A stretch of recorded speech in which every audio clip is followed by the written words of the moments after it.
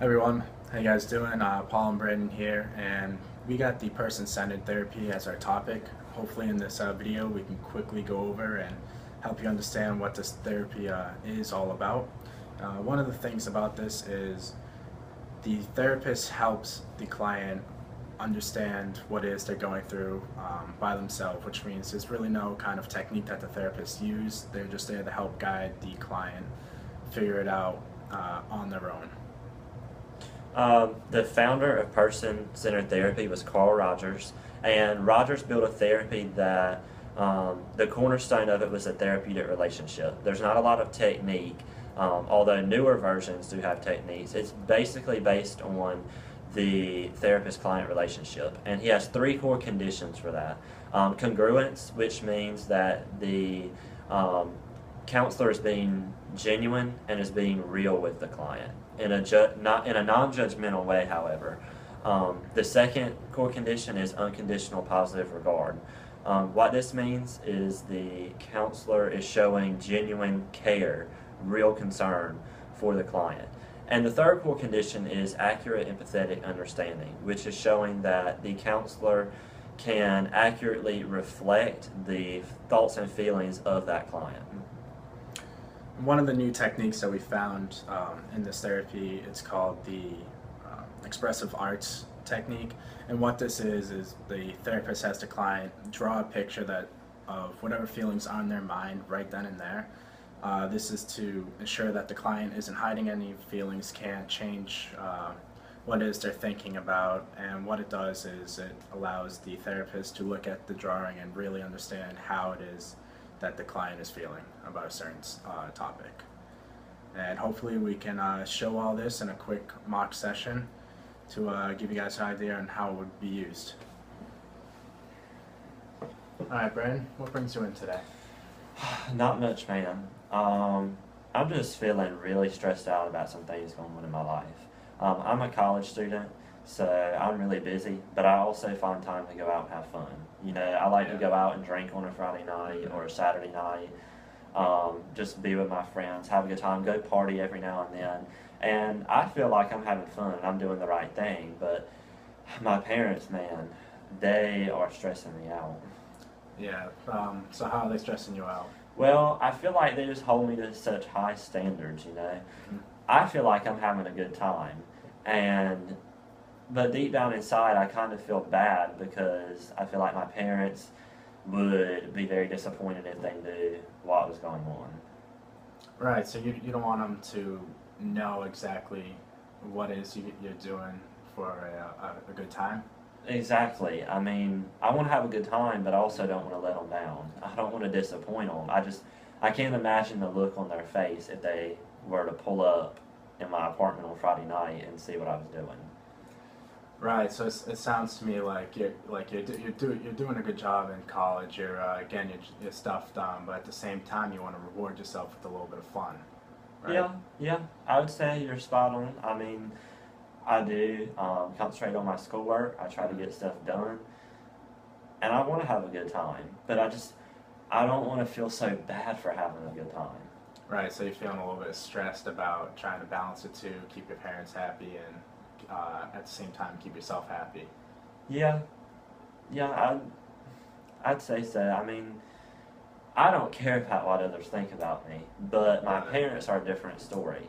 You know, if I'm out on Friday night and having a good time with my friends, I just feel like it's a way of me relieving stress, blowing off steam, and that's a good thing, right? Yeah, absolutely. I mean, you should definitely be out there having a good time, but at the same time, you need to know your responsibilities. You know, you have to value the two things. You got your schoolwork, and you do want to have fun, but you know that schoolwork comes first. Yeah. Okay, so it sounds like you understand that, which is perfect. I mean, I don't see anything wrong with that.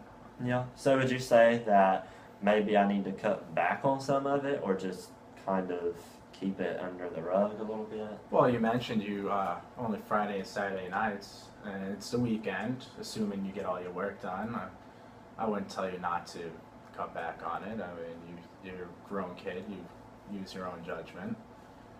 But if you feel like it's too much and your parents would be disappointed, then maybe you should cut back. Or... But that's the thing, though. I don't know what to do. I need you to tell me, like, what should I do? I mean, do I take the chance of disappointing them, or do I keep having a good time? That's a good question. What should you do? You know your parents better than me. If your parents were to come up tonight, let's say, and you're having a couple beers with some friends, how would they react? I feel like they would take that lightly. You know, it wouldn't be that big of a problem. But I guess the problem would be when it comes after being a couple of beers. Mm-hmm. But, you know, I do like the fact that you're a beer guy. So that's hope for being a counselor. That's great. Well, here's something I want you to do. I'm going to give you a paper and pen. I want you to draw what is that's on your mind, how you're feeling right now. Right now? Yeah, right now. Okay. No thoughts. Yeah.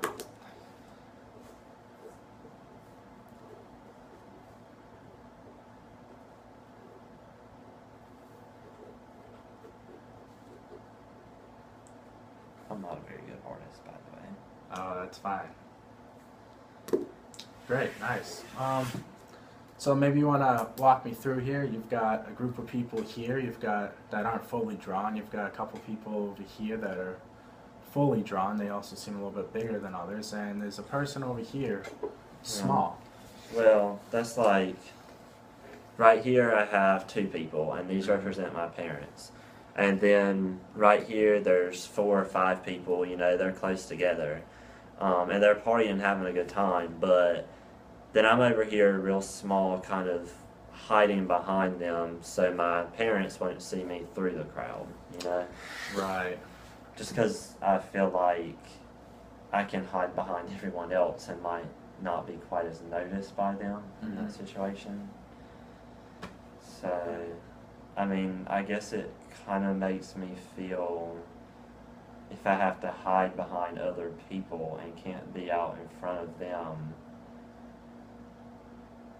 even though I think I'm having a good time, I know I'm having a good time, that kind of makes me feel like I have to hide it, you know? Mm-hmm. So...